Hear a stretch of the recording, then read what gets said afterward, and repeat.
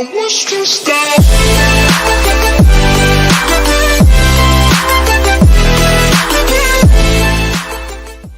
The French developed strong trading relationships with many native nations. They were mainly interested in the fur trade rather than settling large numbers of colonists on native lands. French traders exchanged goods such as guns, metal tools, and cloth for valuable furs. Because the French established relatively few settlements, many native communities considered them better partners than the British. From 1754 to 1763, Britain and France fought the French and Indian War, which was the North American part of the 7 Years' War. Many native nations joined the conflict by supporting either Britain or France, depending on which alliance they believed would best protect their interests.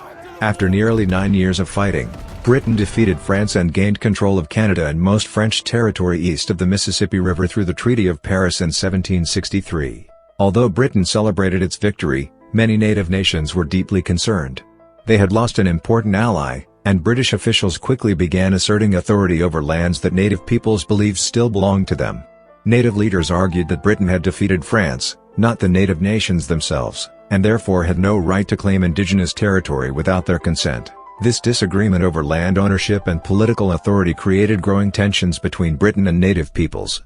The British commander in North America, General Geoffrey Amherst, played a major role in increasing tensions. Amherst believed that Native Americans had been treated too generously by the French and that British officials should stop following many of the diplomatic customs that had helped maintain peaceful relationships. One of Amherst's most unpopular decisions was ending the traditional practice of giving gifts to native leaders. For many native nations, these gifts were not bribes or charity. They were an important symbol of friendship, respect, and alliance between governments. When the British stopped giving gifts, many native leaders interpreted it as a sign that Britain no longer respected them as allies. Amherst also reduced trade with native communities. British officials limited the sale of ammunition and gunpowder because they feared native peoples might use these supplies against British soldiers. However, native communities depended on guns and ammunition for hunting, which provided much of their food. These restrictions threatened both their economy and their ability to survive. At the same time, Britain continued to occupy and strengthen military forts throughout the Great Lakes and Ohio Valley. As dissatisfaction spread, native leaders from different nations began discussing the need for a united response. Many believed that if they did not act quickly, British settlement would continue to expand until they lost both their land and their independence. By 1763, relations between Britain and many native nations had reached a breaking point. British policies had damaged trust, disrupted trade, and convinced many indigenous communities that resistance was necessary. As tensions with the British increased, many native leaders believed that cooperation among different nations was the only way to stop British expansion. One of the most important of these leaders was Pontiac, an Ottawa war leader from the Great Lakes region.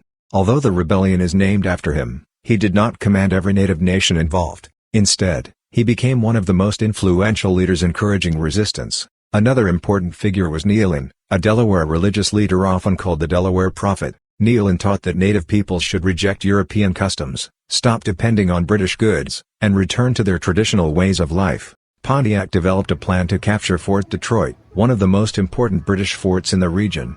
He intended to enter the fort with a group of warriors while pretending to hold a peaceful meeting with the British commander. Once inside, they planned to pull concealed weapons and seize the fort by surprise.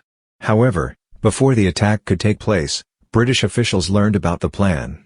The soldiers searched Pontiac's followers for weapons and remained on high alert, causing the surprise attack to fail. Although the original plan was unsuccessful, Pontiac did not give up. Instead, he gathered hundreds of warriors and began a long siege of Fort Detroit in May 1763. At the same time, messengers traveled to many other native nations, encouraging them to attack British forts throughout the region. These coordinated attacks marked the beginning of what became known as Pontiac's Rebellion. Beginning in May 1763, his warriors laid siege to the fort, hoping to force the British to surrender by cutting off supplies and preventing reinforcements from arriving. The siege lasted for several months and became one of the most important events of the rebellion. The British soldiers inside Fort Detroit were well protected by strong walls and artillery. Although Pontiac's forces controlled much of the surrounding countryside, they could not easily break through the fort's defenses. Both sides exchanged gunfire, and several smaller battles took place outside the fort as the British attempted to receive food and supplies. One of these battles was the Battle of Bloody Run in July 1763. British soldiers left Fort Detroit to attack Pontiac's forces but were ambushed near a stream. Many British troops were killed or wounded, and the survivors retreated to the fort. The victory strengthened Pontiac's position, but it still did not force the British to surrender. At the same time, another major confrontation was taking place at Fort Pitt, located in present-day Pittsburgh, Pennsylvania. Native warriors surrounded the fort, trapping the British garrison inside. The defenders faced shortages of food and feared that they would soon be overwhelmed. During the siege of Fort Pitt, British officers gave native representatives blankets and a handkerchief from a smallpox hospital.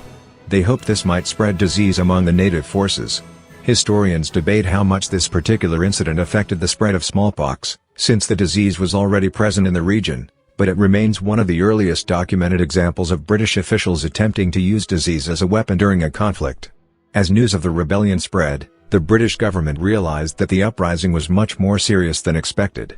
Many frontier forts had fallen, trade routes had been disrupted, and settlers were fleeing their homes. Britain responded by sending experienced military officers to restore control over the region. One of the most important commanders was Colonel Henry Bouquet. In the summer of 1763, Bouquet led a force of British regular soldiers and colonial militia westward to relieve the besieged Fort Pitt. Native warriors attempted to stop his advance, leading to the Battle of Bushy Run on August 5–6, 1763. The battle lasted 2 days and was fiercely fought. On the first day, native forces surrounded Bouquet's troops and inflicted heavy casualties. Realizing that a direct fight might end in defeat, Bouquet developed a clever strategy. On the second day, he ordered some of his soldiers to pretend they were retreating. Believing the British were finally giving way, many native warriors left their defensive positions and charged forward. At that moment, hidden British troops launched a surprise attack from the sides, forcing the native warriors to withdraw. The British victory at Bushy Run allowed Bouquet to reach Fort Pitt with much-needed supplies and reinforcements. The siege was lifted, and Fort Pitt remained under British control. Meanwhile, British forces gradually began recapturing smaller forts that had been taken earlier in the rebellion.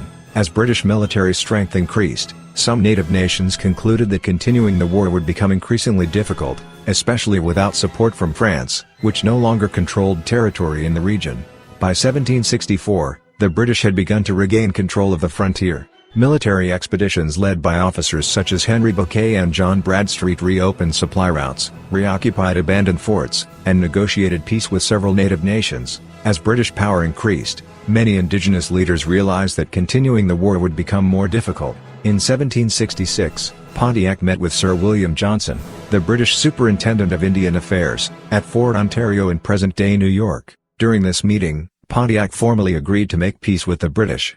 Although no single treaty ended the rebellion for every native nation, Pontiac's agreement symbolized the official end of the conflict. The rebellion did not result in a complete military victory for either side. The British kept control of their forts and territories, but they also recognized that ignoring native concerns had nearly caused them to lose the western frontier. To reduce future violence, King George III issued the Royal Proclamation of 1763. The proclamation created a boundary, known as the Proclamation Line, along the Appalachian Mountains, which prevented colonists from expanding past the Appalachian Mountains. Thousands of settlers and land speculators wanted to move into the fertile Ohio Valley after Britain's victory over France. They believed they had earned the right to settle these lands through the sacrifices made during the French and Indian War. The Royal Proclamation also increased tensions between the colonies and the British government.